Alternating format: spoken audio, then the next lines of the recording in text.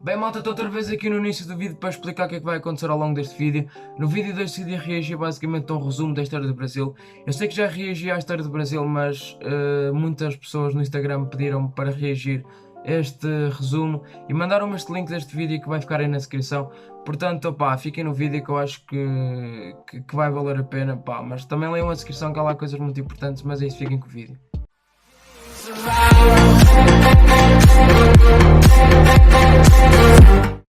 Bem, malta, antes de continuarmos o vídeo, quero dizer que está a decorrer um sorteio realizado por mim e pelo Blue Access de 20€, mais propriamente 120 reais para quem é do Brasil, via PayPal. Este sorteio irá terminar no dia 1 de 6 de 2020, portanto, se tu quiseres ter a oportunidade de ganhar este dinheiro via PayPal, é só ir à descrição, onde lá está um link de um formulário que vocês têm que preencher. Mal abram o link do formulário, aparece lá uma descrição onde vos diz o que vocês têm que fazer para conseguir ganhar esse dinheiro. Quero-vos avisar que todos os passos que estão, todas as opções que estão no formulário são obrigatórias de fazer, portanto vocês, para submeter o formulário, têm que obrigatoriamente fazer o que lá vos pede. Portanto, é isso, malta, boa sorte. Boas, malta, como é que é? Tudo fixe? Ok, malta, no vídeo hoje trouxe aqui mais uma react, e a react hoje vai ser a um resumo da história do Brasil. Este vídeo foi-me aconselhado por alguns subscritores no Instagram, porque eu já reagi à história do Brasil e eles mandaram mensagem a dizer que existia este vídeo e mandaram-me o link deste vídeo a dizer que isto era um resumo basicamente da história do Brasil, do vídeo que eu já reagi. Então eu decidi trazer para vocês. Hoje trago-vos aqui este vídeo. Já sabem, este vídeo vai ficar aí na descrição caso algum de vocês queira ver o vídeo de novo. Mas antes de continuar o vídeo, já sabem, sigam-me no Instagram, está a aparecer agora aqui na tela. Sigam-me lá se ainda não me seguem, porque eu quero chegar muito aos 1000 seguidores. E estamos quase lá, portanto, pá, se tu que estás a ver este vídeo ainda não me segue no Instagram, vai à descrição, está lá o link que te leva diretamente para o meu perfil, clicam em seguir e está feito. Deixem um like neste vídeo e subscrevam também o canal. Vamos chegar aos 20.000, que é o objetivo agora deste ano. Os das capas estão passados.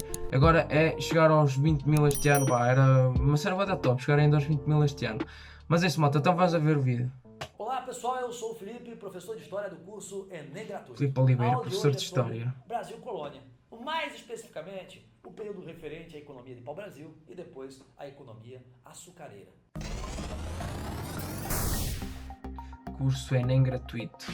Pessoal, quando se fala na história do Brasil inicial, os primeiros 30 anos, a gente fala do Período período pré-colonial. pré-colonial. Não houve uma colonização efetiva, é o período marcado pela extração de pau-brasil. Nesse momento, portugueses e índios têm uma relação marcadamente amistosa, baseada no escambo. Os índios cortavam pau-brasil, levavam até o litoral, abasteciam os navios, as feitorias também, que eram os pontos fortificados de armazenamento e comércio pau-brasil, e em troca recebiam alguns presentes, como por exemplo, machados e facões, que auxiliavam, claro, no corte da madeira, mas também alguns enfeites, adereços e espelhos também. Muito bem, nesse momento, nós temos o rei de Portugal concedendo o monopólio da extração a uma companhia, de pau-brasil. comercial de Fernão Noronha. Fernando Ele Noronha. vai aparecer aqui em 1502, constrói as primeiras feitorias, certo? Mas vai conviver com a presença de piratas franceses. Por quê? Piratas franceses? Porque a França não concordava com o Tratado de Tordesilhas e o rei da França incentivava a prática da pirataria no nosso litoral. Franceses vinham para cá para saquear para o Brasil nas feitorias, nos navios, e também vinham para cá fundar feitorias e praticar escambo com os índios. Foi essa ameaçadora presença francesa que levou Portugal a decidir pela colonização efetiva do território. Povoar para garantir a posse. Mas é claro que tem uma outra causa econômica importante. Portugal, por volta de 1530, já havia perdido alguns entrepostos comerciais importantes no Oriente. E foi isso que levou Portugal a se interessar mais pelo Brasil, pela possibilidade de se produzir aqui algo que pudesse levantar um pouco a economia portuguesa. E é verdade, cana-de-açúcar, exatamente. Já produziam nas Ilhas Atlânticas, certo? E que via no Brasil condições ainda mais favoráveis. Quando a gente fala da economia açucareira, falamos então do produto carro-chefe da nossa colonização. Temos na economia açucareira 6 características mais importantes. Primeiro, é um produto de clima tropical e por isso tem grande valor comercial na Europa, onde o clima é mais frio ou temperado. Yeah. É um produto, então, claro, voltado para o mercado externo. É uma monocultura de exportação, ou seja, nós temos um só produto produzido em grande quantidade para ser vendido ao mercado externo, certo? Monocultura de exportação. Agora, O tipo de propriedade aqui é o latifúndio, a grande propriedade rural, o que ajuda a explicar, claro, a nossa histórica má distribuição de terras.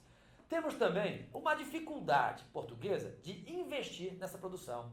Faltavam recursos para comprar as mudas de cana, para montar os engenhos e também, para comprar escravos.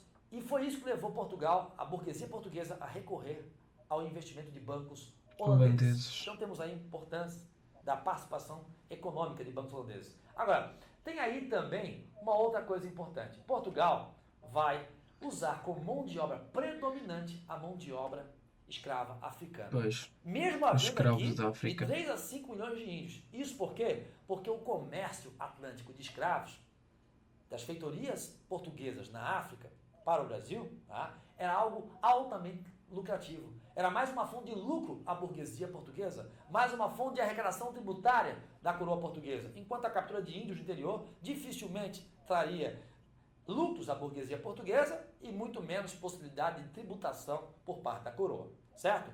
E temos uma outra característica, a sexta característica importante, que é a condição de um solo naturalmente fértil e virgem, o solo de Massapê. Agora, para colonizar um território é preciso organizá-lo administrativamente. E o sistema administrativo que Portugal vai adotar é o sistema de capitanias hereditárias, que Portugal já adotava nas suas ilhas atlânticas, onde também produzia cana-de-açúcar. Mas no Brasil, será que vai dar muito certo isso? Olha só, não vai dar muito certo não, tá?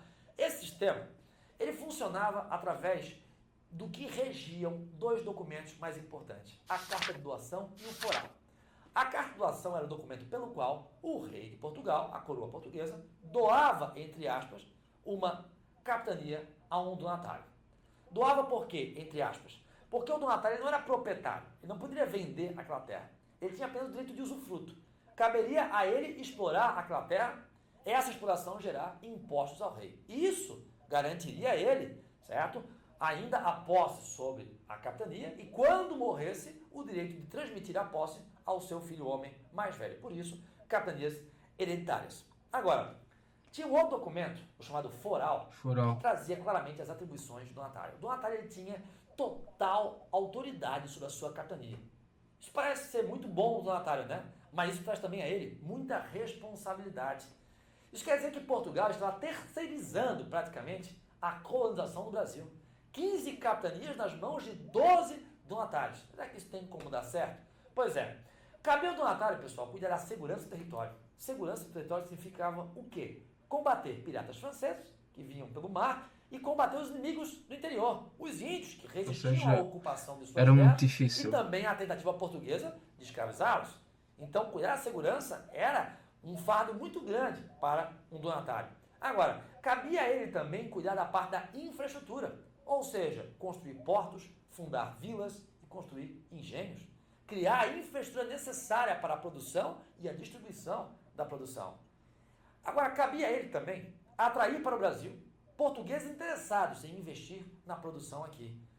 Esses portugueses que, porventura, viessem para cá, receberiam do donatário um lote de terra, um latifúndio, que vai ser chamado de sesmaria. Sesmaria. Já ouvi falar nisso, por acaso. O senhor de engenho, quando recebe deve ter sido em história, né? Também não é proprietário dela, não tem direito de propriedade. Sim, apenas o direito de posse, o direito de usufruto.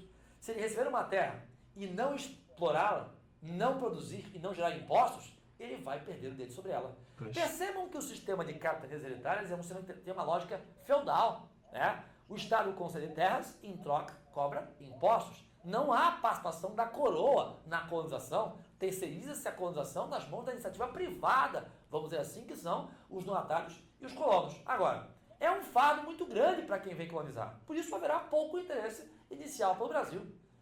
Das 15 capitanias, só 2 conseguiram prosperar nas 2 primeiras décadas. As outras fracassam pela falta de recursos, pela insegurança, pela distância em relação a Portugal e a própria dificuldade de articulação de mercados, né? Tudo isso leva a maioria das capitanias ao fracasso. Só 2 prosperam, Pernambuco e São Vicente. Foi pensando nisso que a coroa portuguesa resolveu ter uma participação maior na administração, na colonização do Brasil. E então resolveu centralizar a administração em 1548 com a criação do governo geral. Temos agora um governador geral que tem como 3 auxiliares, como se fossem 3 ministros, o provedor-mor, que cuida das finanças e também da parte de infraestrutura. Tem o capitão-mor, que cuida da segurança, e tem o ouvidor-mor, que cuida da justiça. E como extensão desse governo centralizado, inicialmente em Salvador, que é a primeira capital do Brasil, fundada em 1549, nós temos as câmaras municipais. Eu também não sabia, mas agora já sei. Em cada vila, chamados municípios da época, né, temos uma câmara que pode ter de 3 até 5 vereadores, que exerciam, que acumulavam as funções legislativas, executivas e judiciárias. E o voto era censitário. Quem pertenciam às câmaras, os vereadores, eram chamados homens bons, os homens ricos da colônia, em geral, senhores de engenho, senhores de escravos. É importante pontuar uma coisa. O que fazem as câmaras municipais? O que fazem os senhores de engenho, vereadores? Em grande parte, cobram impostos. De quem? De quem produz. E quem produz? Eles mesmos. Então eles vão cobrar impostos deles para repassar, em última instância, a coroa? É isso mesmo. Pois é por esses motivos que as câmaras municipais não funcionarão sempre como uma extensão bem comportada da administração colonial portuguesa.